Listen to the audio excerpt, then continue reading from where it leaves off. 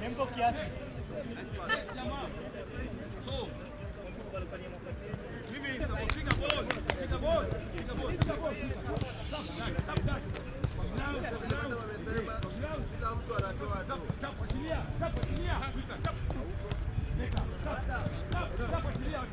We're passing, eh? It's going so hard, it's going like tap, move, tap and move, tap and move, tap and move. So we don't play physical in Kenya. It's even for me, it's very surprising because everybody is watching Premier League. But if I look in Kenya, every contact will be whistled with foul. So therefore, we are not really physical. I think it's good. It's good at least to bring some new faces. They come with something new and they add something to the team, of which we have had a brilliant team in the past years. But them coming in, I think they're giving us something new.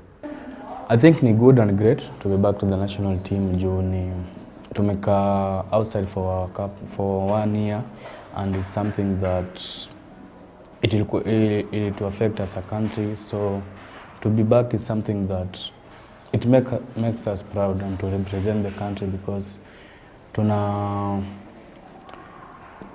start from where we left, and it's something that we have to look forward to the coming matches, because it's another opportunity to make this country great again.